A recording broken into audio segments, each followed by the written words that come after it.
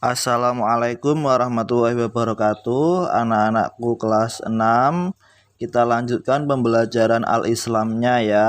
Masih membahas berkaitan tentang syirik. Kali ini Pak Eko bahas tentang macam-macam syirik, yaitu ada syirik besar atau syirik akbar. Yang kedua ada syirik kecil atau syirik asghar. Ya anak-anak. Yang pertama kita mulai dari syirik besar. Nah, apa yang dimaksud dengan syirik besar itu anak-anak? Yaitu menjadikan sekutu selain Allah yang disembah dan ditaati. Selanjutnya ada macam-macam syirik besar. Yang pertama yaitu syirik dalam doa. Nah, apa itu syirik dalam doa? Yaitu di samping berdoa kepada Allah, juga berdoa kepada selain Allah. Nah, bisa anak-anak saksikan gambarnya ini. Ada beberapa orang yang sedang berdoa di sekitar makam dan mereka meyakini bahwa makam seseorang tersebut mampu mengabulkan doanya. Padahal ini sangat tidak boleh. Harusnya kita berdoa memohon itu langsung kepada Allah Subhanahu wa Ta'ala, karena Allah lah yang Maha Pengabul doa.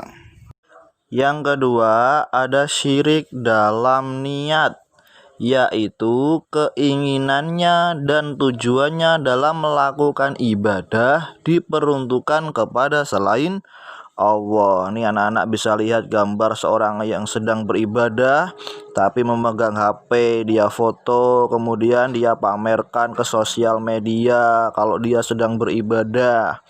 Nah, hal-hal seperti inilah yang disebut dengan syirik dalam niat, karena niatnya bukan beribadah karena Allah, niatnya untuk pamer agar dipuji orang lain. Nah, anak-anak nggak boleh seperti ini ya.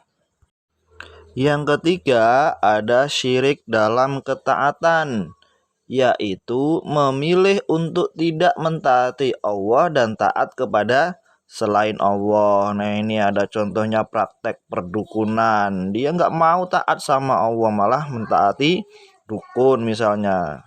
Kalau taat kepada orang tua gimana Pak Eko? Ya boleh mentaati kepada orang tua, itu kan perintah Allah. Maka itu diperbolehkan.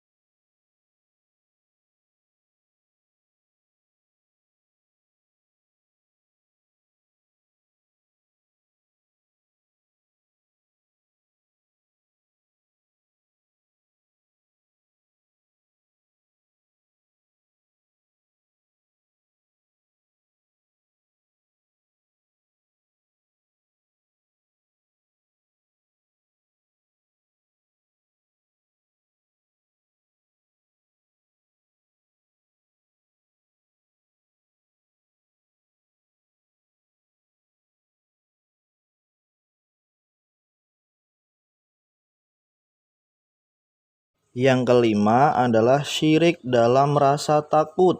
Maksudnya yaitu rasa takut yang memuncak kepada selain Allah akan madharat yang terjadi. Nah, biasanya ini anak-anak contohnya kalau mau ke kamar mandi malam-malam, nah biasanya takut kalau ada hantu. Nah, itu nggak boleh, rasa takut yang berlebihan. Yang keenam adalah syirik dalam tawakal, yaitu menyerahkan urusan sepenuhnya kepada selain Allah dan bergantung kepadanya dalam memperoleh suatu keinginan, bergantung kepada jimat-jimat misalnya keris atau jimat apapun. Nah, ini yang tidak boleh ya anak-anak. Yang B, ada syirik kecil atau syirik asghar, yaitu menyamakan sesuatu selain Allah dengan Allah dalam bentuk perkataan dan perbuatan. Selanjutnya kita bahas macam-macam syirik kecil. Yang pertama ada syirik kauli atau perkataan, yaitu syirik yang diucapkan dengan lisan, seperti bersumpah dengan nama selain Allah. Yang kedua, syirik fi'li atau perbuatan, yaitu contohnya mendatangi dukun atau paranormal. Yang ketiga, ada syirik kolbi atau dalam hati, seperti riya misalnya, yaitu beribadah dengan tujuan agar dipuji orang lain. Selanjutnya yang kita bahas bahaya perbuatan syirik.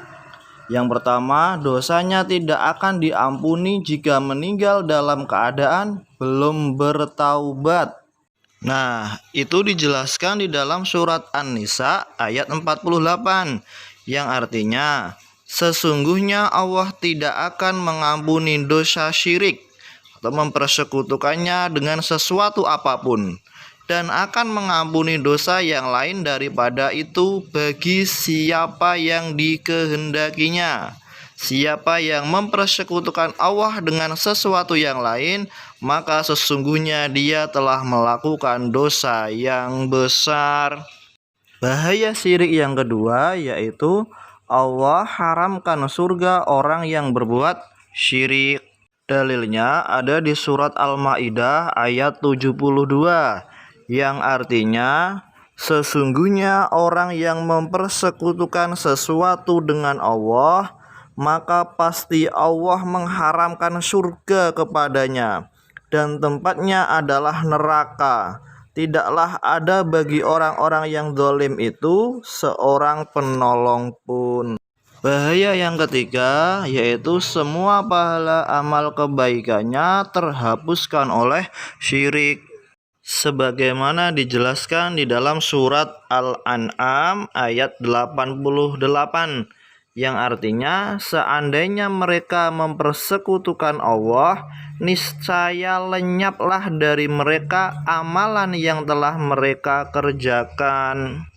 Selanjutnya yang kita bahas adalah apakah perbedaan antara syirik besar dan syirik kecil kalau dilihat dari akibatnya. Yang pertama, syirik besar bisa mengeluarkan pelakunya dari keislaman, sedangkan syirik kecil tidak sampai mengeluarkan dari Islam. Yang kedua, syirik besar akan menghapus semua pahala amal baik, sedangkan syirik kecil menghapus pahala amalan yang dimasuki perbuatan syirik kecil itu saja. Yang ketiga, syirik besar menjadikan kekal di dalam neraka. Kalau pelaku syirik kecil bisa diangkat dari neraka tentunya dengan rahmat Allah Subhanahu wa ta'ala. Nah, itu tadi adalah materi penjelasan tentang macam-macam syirik. Kemudian tadi kita bahas bahaya dari perbuatan syirik. Nah, yang terakhir sudah kita bahas perbedaan antara syirik besar dan syirik kecil kalau dilihat dari akibatnya. Semoga anak-anak bisa memahami penjelasan yang Pak Eko berikan ya. Tetap semangat belajar. Lain kali kita lanjutkan ke dalam materi tentang munafik. Itu saja yang Pak Eko sampaikan ya anak-anak. Dipahami baik-baik biar nggak lupa, bisa diputar terus videonya. Terima kasih, cukup sekian dari Pak Eko. Wassalamualaikum warahmatullahi wabarakatuh.